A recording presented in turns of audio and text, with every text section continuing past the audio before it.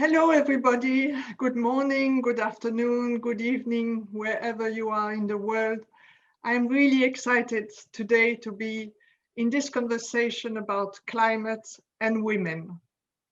We are still in the middle of a pandemic, but we have to remember that the climate crisis is with us and that this year is particularly important because we will have two international conferences, one on biodiversity in China and one on climate, obviously, in Scotland.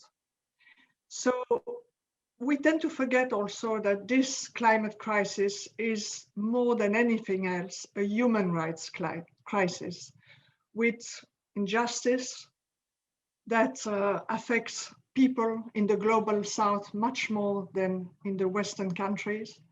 And also some people more than others, the most vulnerable, and among them, women, of course.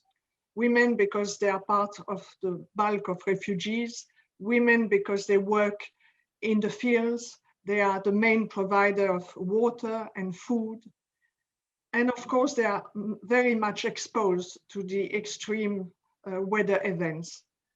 But women are not only victims, they are really powerful change maker. They have solutions. And today, that's what we want to talk about. Women as champion for climate, for biodiversity.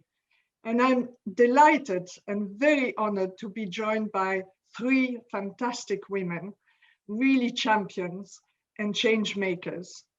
So let me tell you who is on this panel. First, we have Malini Mehra, who is a great civil society leader. She has been working in many NGOs and many international bodies. I would take probably 1 hour to give all her qualification. Let me say that she's also ambassador for the Archbishop Desmond Tutu Foundation, for the London Climate Action Week, and that she's CEO of Globe. Then we have Arizona Muse, who is an international model and an activist for climate and for sustainable solution. She is an advisor to many fashion groups, and she will certainly tell us many interesting things.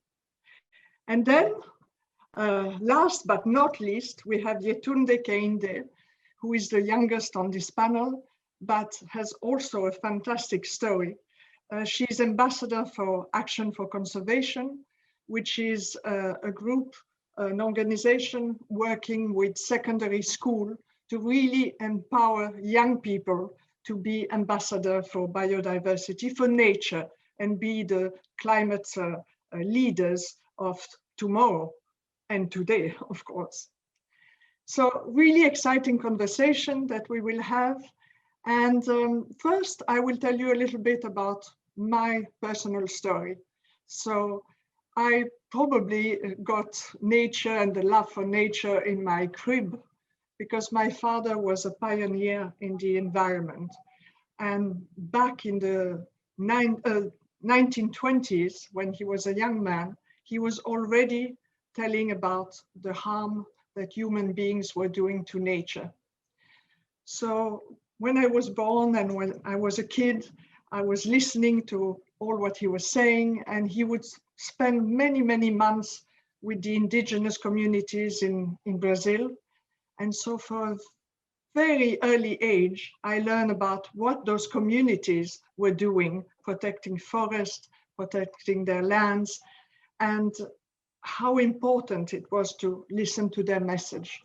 But then I went on being a journalist and an author, and I didn't follow so much. Yes, of course, I was involved in the foundation he created, but from a distant point of view. And then in the 1980s, I met a delegation of indigenous leaders from the Amazon. And one of them told me that he had known my father back then in the 60s. And he said to me this, you know, you're my sister, not only because we are all human beings, but because I was a little boy when I knew your father. So there is some special relationship, and you have to help us. And somehow this really resonated with me. I said, I have a responsibility, not only as a journalist to talk about those incredible problems, but to make a difference.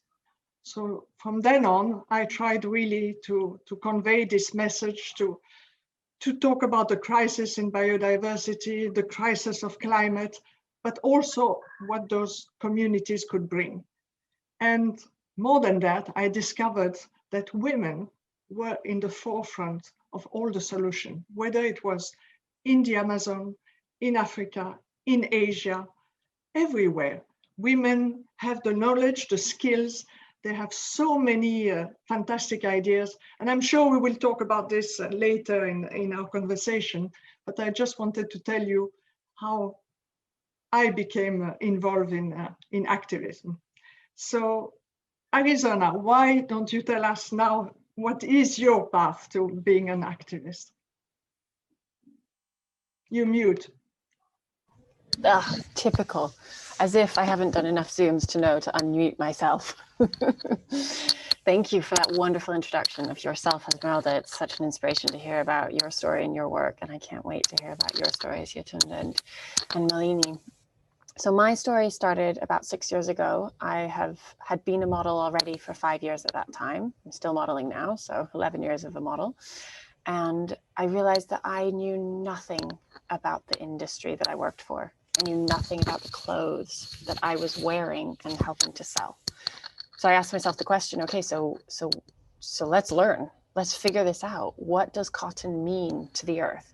What does leather mean? And yes, I am a climate activist who does wear leather, and I'll talk about that later. And I went on this journey, this learning journey that was just the most incredible experience for me, because as you all know, sustainability connects you in with everything else that's going on in the world. I thought I was learning about fashion and the supply chain in the industry, but then that takes me to mining, because of course, look, fashion has metal in it everywhere. There's metal everywhere, and that didn't come from the fashion supply chain. That came from the mining of metal industry. And then also there's the plastics, which is from fossil fuels. All synthetic cloth is made from plastic. It's made from derivatives from the petrochemical industry, which have been refined and refined. The petrochemical industry will say that they're byproducts. So yeah, we should use them. But those byproducts are very toxic to produce, very energy intensive to produce. And also they shed microfibers everywhere after we've produced them and when we're wearing them and washing them. So we need to move away from that. And one place that my activism took me, not even my activism, because I wasn't calling myself an activist from the very beginning of this journey, but I learned about agriculture, because of course all of our natural materials are grown. They're grown in soil on farms by farmers. That farmers are the ones who are keeping our whole world going. And then look, curtains also made on farms, wood in all of our furniture also from forests, which are managed by forest managers, but essentially farmers. They're doing the same thing. They're caring for soil. Our farming and agricultural industry is just, it has gone so far in the direction of chemicals that everything that is grown, unless it's certified organic, will have a deeply negative impact on the earth, on the people who farm, because they're toxified by the chemicals, and also on the water systems, because all the chemicals that are sprayed onto the soil of a field or into the forests, they all run off in the water, and they get into the water table, into the aquifer below ground, and they get into the rivers on the nearby, and they eventually go into the sea. And we are having massive, massive problems of water toxicity that are affecting the whole earth in a bigger way than we could have ever imagined. And it's still very new, the research that is happening on this. So we possibly don't even know how bad it will get. But my activism talks a lot about stopping this type of agriculture and moving into a regenerative way of thinking, and especially around agriculture. So that is farming biodynamically or with permaculture. That is using zero chemicals. We don't need them. That's what I realized, is it's not about reducing the amount of chemicals, that we just don't need them. We need to build fertility in our soils so that the soil can support the life on the farm. These regenerative agricultural methods always think of the farm as a living organism and a closed organism. It is in itself something that can support itself. You don't need to buy external anythings, toxic chemicals or machinery, to have the organism running beautifully and perfectly in harmony as nature does.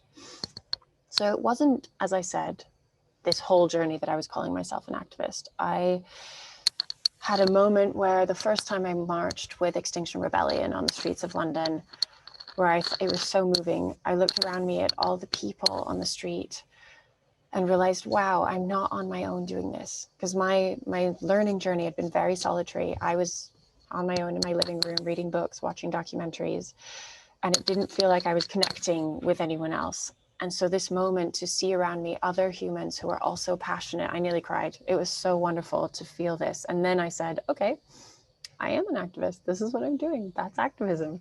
And you don't have to shout to be an activist. You can do it in whatever way suits you. But I do invite everyone to find your inner activist, because we need everybody right now to help. Thank you so much, Arizona. And what you said about Extinction Rebellion, I was there too in the protest, and I felt this incredible solidarity and really love, and it was quite amazing. And thank you what you do in the fashion industry, which is obviously, as we all know, industry which is not sustainable for the moment, or not enough. And it's fantastic that you're working in this area. So Malini, let me come to you now. And you have been working for decades in climate, in human rights. And how did it all started for you? You're making me feel very old. But yeah, I mean, I have been doing this for a very long time. And you started very young. Thank you so much. It's all deception and good lighting. Yeah, so I call myself an activist. I've been campaigning on these issues from a very, very long time. I was just thinking, Esmeralda, when you spoke about your own childhood and the impact of your father's pioneering work, I thought about my childhood, and I was very fortunate because I was born and raised in India. And I was born in a railway hospital because my father worked in the railways, and I grew up in the railways. So for much of my life, I traveled up and down the eastern parts of India in railway saloons and was able to see the changing landscape. So I lived in plains and I lived in mountains. My father's family comes from the Himalayas. And one of my very, very earliest memories is being in the Himalayas outside our house and coming across a jeep that was traveling up the mountain, and that path goes to Dharamsala, where the Dalai Lama lives now. And that was the first time that I had seen non-Indians. And those people who I had seen were German engineers who were coming to that part of northern India to be involved in the irrigation, the damming, the hydropower industry that was developing. And I mention that because, of course, to bring it very much up to date, in that part of India, we've now seen most recently the catastrophic floods in Uttarakhand. And Uttarakhand, it is a very iconic part of the Himalayas because that is where the women-led Chipko movement started in the 1980s, when women were trying to assert their right to their territories and their natural resources and their forest guardians, and held on to the trees. And Chipkna means to stick, to hold on to the trees. And that story went worldwide. And it was one of the first stories about women agitating for environmental integrity, for their human rights. And it's very sad that, in a sense, that perverse loop has come full circle. And we see the part of the country that these women were seeking to protect have been so devastated. And they've been devastated because we haven't been careful enough. Our policymakers have not been attentive enough to the vulnerability of these very fragile ecosystems. So in terms of my own campaigning, I was very much politicized when I went to college. I was a student in Calcutta, and I got this amazing scholarship to go to this fabulous American college called Smith. And at Smith, this is in the mid-1980s, What were we fighting for? We were agitating to end apartheid. So for me, my beginnings in this movement were very much to do with social justice. And my pathway to becoming an organizer was when I was in college. And the marches that we organized at that time for women's lives were for our reproductive health and rights. And I remember organizing a big march, going to Washington, DC, and it was one of the first and biggest marches in Washington, DC, to keep abortion legal. And it's sad because of the cyclical nature of social movements and political resistance that we're once again having to fight for those very same rights as reproductive health rights in the United States and beyond. So in terms of the environment, I came to it as a feminist, as an organizer, and I worked for Friends of the Earth International in Amsterdam a very long time ago. And I organized our delegation to the Beijing Women's Conference in 1995. And that was the first time that Friends of the Earth, we developed a women's voice on the environment. And we submitted a paper which looked at the gender dimensions of women's rights and the environment in particular. Why was a women's perspective and a gender perspective necessary for the environmental movement? And since then, I've really not stopped, but I should stop now. So thanks for letting me share that with you. Fantastic story. And it's so important to see that there is so much intersectionality between all those fights. I mean, for women's rights, for the environment, for racial justice, very, very important. And so I see also that back then it was the young people, again, that pushed and really made a movement and created a conversation. So naturally, this brings me to Jetun De, who is our youngest on the panel. And we see that there are so many girls and women which are in the forefront now on the climate strikes, on all the movements. And I would like to know about your view on this and how you became an ambassador for Action for Conservation, how you became interested in the environment. Well, of course. So I became interested in the environment about 5 years ago. So I was born in New York, but I've grown up in London, and I've always been surrounded by built environments, urban areas where there's not too much local green space, local quality green space. And so I didn't really think anything of it. I was just, going around like my childhood, just, playing in the built parks, on the concrete, on the tarmac and things like that. And then I realized, when I moved to the area that I live now, I realized that there's much more green spaces, but I didn't really know how to interact with it as much as I do now. And so I went to a school that's about 10 minutes away from me. And my geography teacher, he posed to the class, he said, does anyone want to do a little pick with us? So it was him and along with the other geography tutors. And then they just said, did anyone want to do it? And naturally, because a lot of us were in like built environments anyway, we all just said no. They just like, that's really boring. I don't know why you'd even ask us to do that. Like, there's so many other things that we can do. But I was quite interested in it. He said that it's by a local park and it'll just be a good thing to do. And then I naturally just wanted to put it on my CV or something and try to advance my career maybe later in the future. And this would be a nice tidbit on there. So I went with him along with the rest of a few friends, and we went to Lissipik, and I just thought, this is a local park and my school is 10 minutes away from me. How have I never seen this before in how many years I've lived in the area? And I just thought, wow, that's amazing in a really interesting way. And so on that Lissipik, I just felt like, wow, this local park, like, this is amazing. Look how far it goes into the woods as well. And that experience for me was just really illuminating, just to know about what is on your doorstep, what is 10 or 20 minutes away from you in terms of quality or just local green spaces in general. And from then, it's sort of my interest in nature and conservation in general just blossomed. And so I my teacher, he also said, do you want to apply for this charity? It's an Action for Conservation charity. You'll be able to go to Wales and engage with the conservation issues that they're going on there. And I was like, yeah, that's really cool. I really enjoyed my experience litter picking in that park. And so I applied for Action for Conservation, and I got in, and now I'm an ambassador for them. And that's when I really got interested in activism, because I just thought, wow, there's so many green spaces around me. And I think in general, when we think of nature, we think of, I think, the great outdoors instead of naturally what's on your doorstep and the quality and how much you can utilize what's around you. So from Action for Conservation, I became an ambassador for I Will, which is a youth social action charity. It's still working in that environmental sector.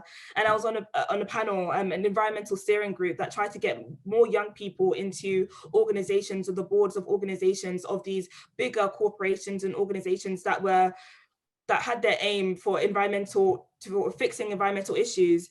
And then from then, I just realized that I can scale up in what I'm interested in. And I recognize my voice as a young person in terms of thinking about what's on your doorstep and some of your local green spaces.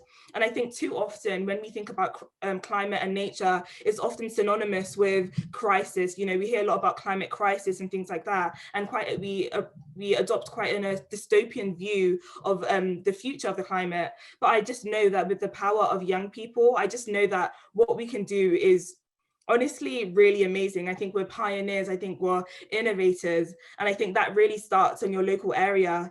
And from then you can just blossom up into wider issues, but not even necessarily consider them issues, just consider them something that you can improve instead of, you know, a crisis or a really impending doom.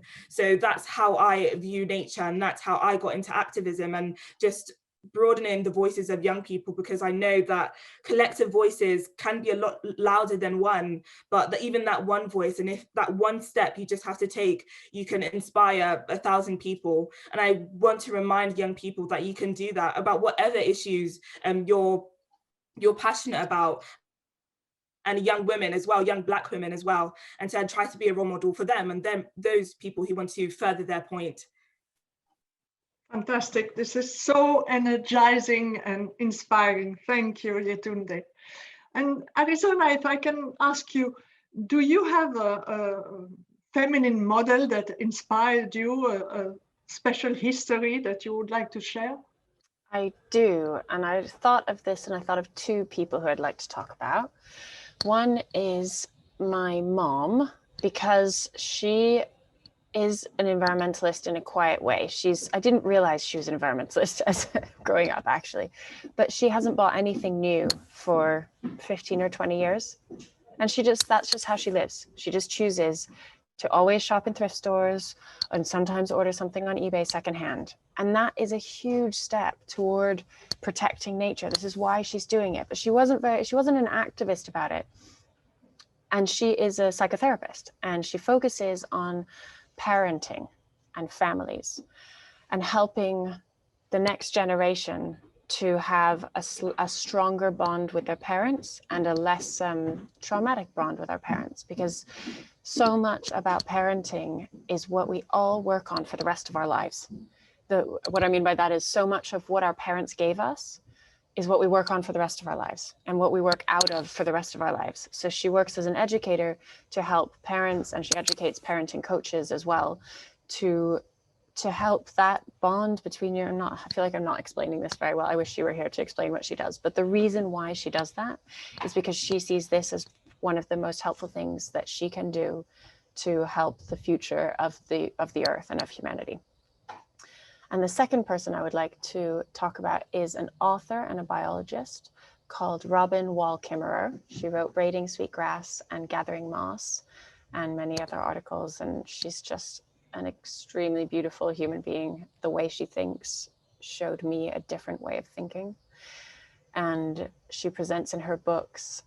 I listen to her books. She reads her books herself in her beautiful voice. And it's music. It's the most amazing experience to listen to her books and see how she views the earth as a being, and how she has built a relationship between herself and the earth that is the most exciting, wonderful, reciprocal relationship ever possible.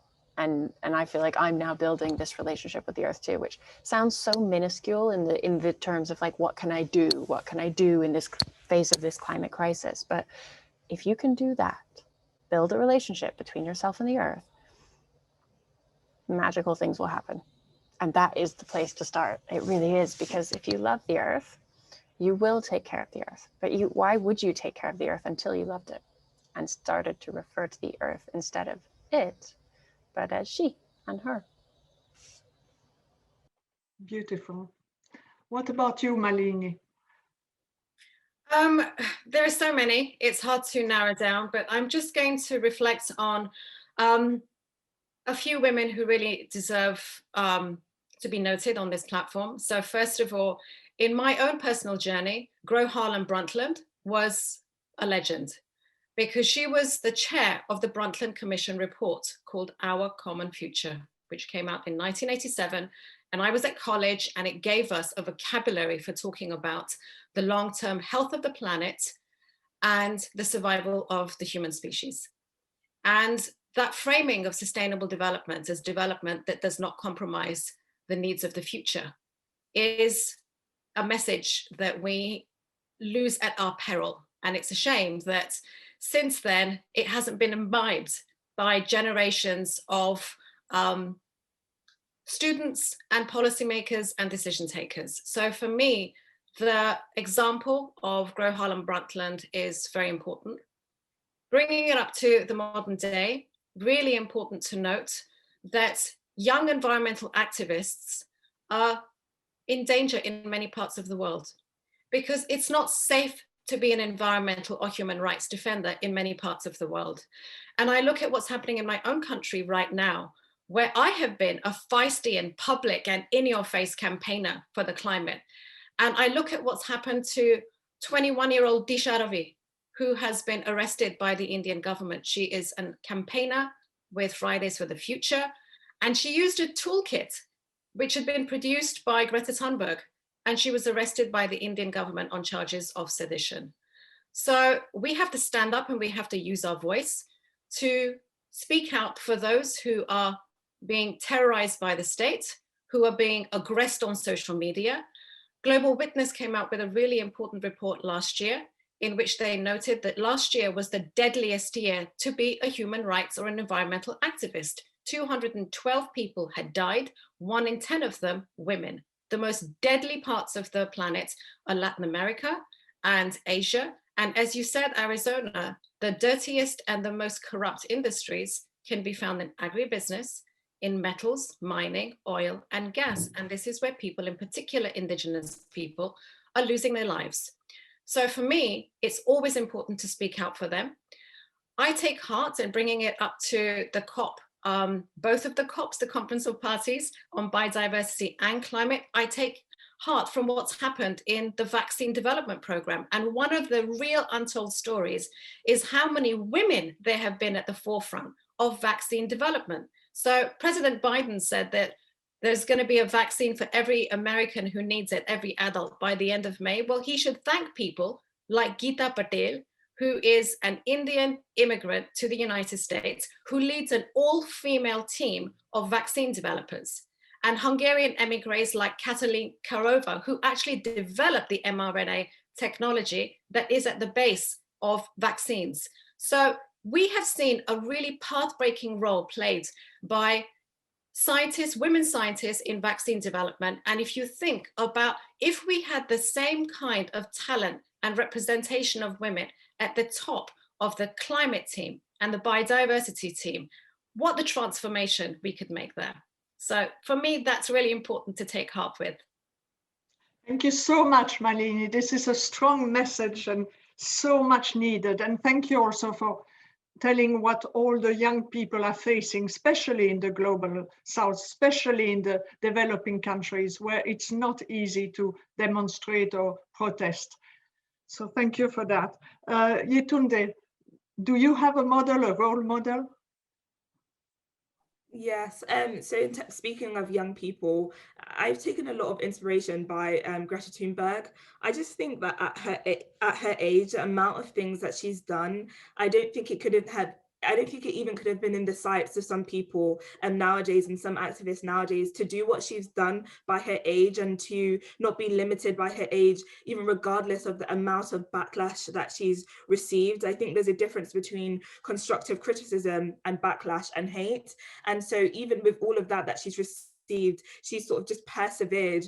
And I think she's like no better representation of young people's resilience and young people's confidence in their ability. And I think sometimes some older people try and look at younger people and squash their voices a bit, but she's continued to grow, you know, as a girl into a woman and things like that. And I think I do take a lot of inspiration from her, and I think that she's definitely motivated me to keep on keeping on, essentially. And even regardless of some of the backlash that I receive as well, just to keep on persevering and just being resilient and still saying my opinions and saying my voice to those who want to hear it. Fantastic. Speaking of what you just said, and also about education, I wanted to ask you, Malini. I was impressed by an article by Vanessa Nakate from Uganda, who said, to solve the climate crisis, we need to educate girls. I thought it was very, very powerful. And she went on to explain all the different elements, of course, which was also fighting against child marriage and many, many other aspects. And I wanted to know what you think about that, about this specific goal.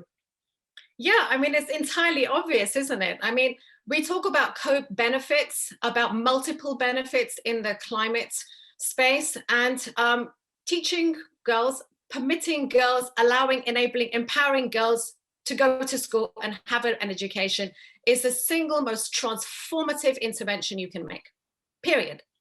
For anything, for their health, for their economic well-being, for their livelihood, security, for their future, for reduced fertility, so that women have power over their fertility, because through education can come economic empowerment, comes confidence, and so many multiple benefits. There's been a lot of attention in the academic world to this issue about the multiple benefits of educating a girl child. And you're beginning to see that that simple intervention now being used to justify all sorts of fantastic things. This is going to be the biggest intervention for climate change. So yeah, I think it is a no-brainer. Countries have known this for decades. We were talking about it at the Beijing Women's Conference in 1995, the transformative potential, the power of educating a girl child, and Malala Yousafzai, you know, Malala's own living example of the importance of doing that.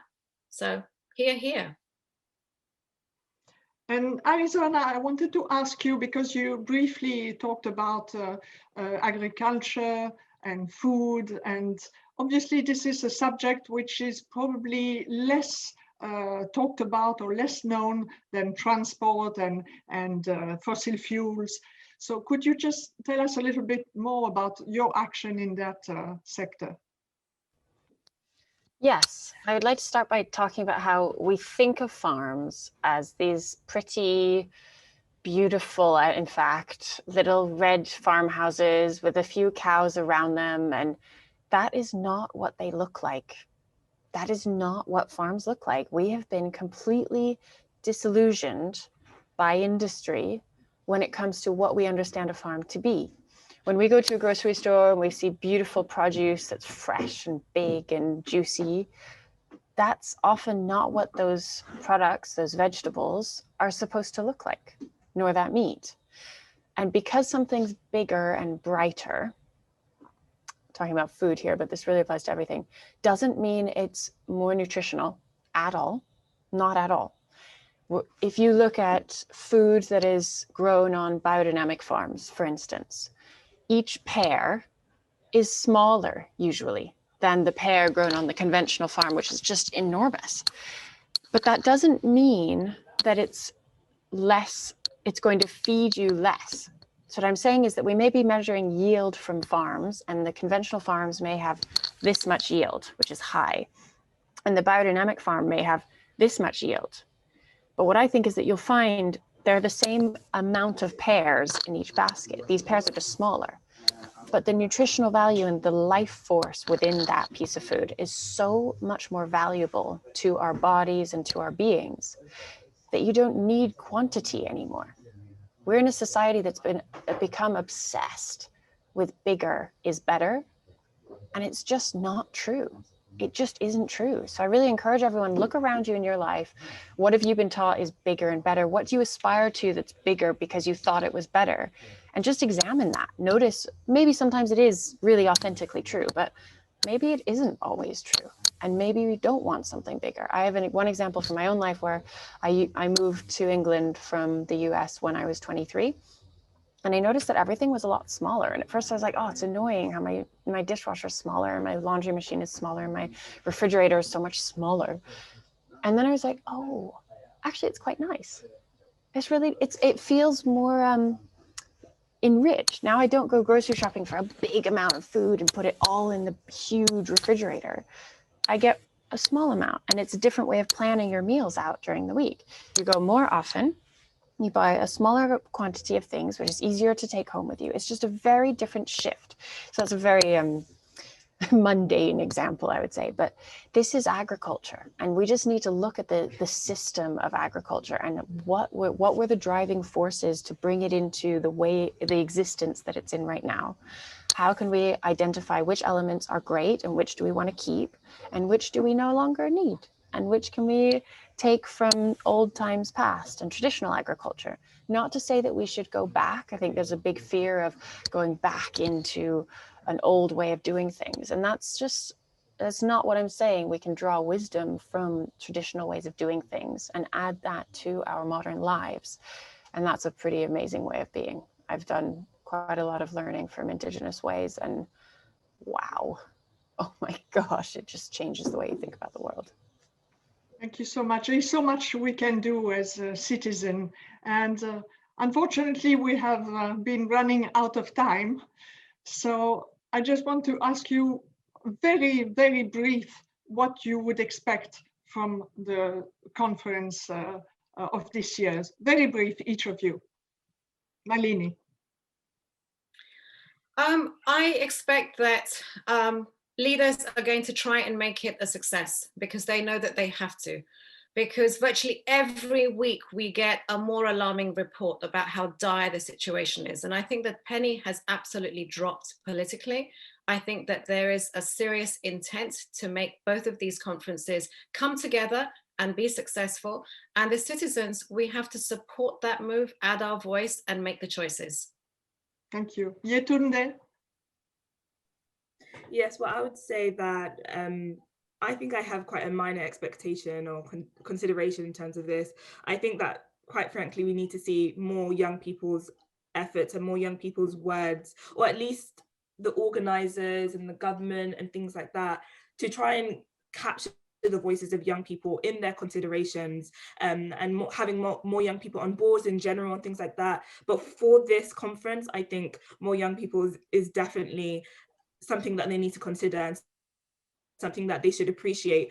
And just consider it, at least just consider it, and then you can use their words to make wider policy and to think of wider discussion. But please don't drown out the voices of young people. They're so incredibly important, especially in a future that's going to be that we're going to grow up and we're going to have these lived experiences of some of the choices and the actions that are made today. So I'd appreciate it, and I think on behalf of a lot of young people, they'd appreciate it if their voices are considered. And finally, Arizona. This message is for men. So as we've talked about a lot right now today, women are an integral part of the answer to climate change and to the climate movement. So men, can you please do the humble thing? Go back into your homes with your children so that your wives can step out and be in the working world and in the policy world and guide us. Because our families need us. It's unrealistic to think that both parents should be out all the time, working hard, doing everything. What's happening to our kids then? They need one parent at home. So men, welcome into the domestic world. Thank you so much, the three of you, for a very powerful and inspiring message. And I think everybody now knows that we need women at the top. and not only on the field where they are already. Thank you so much.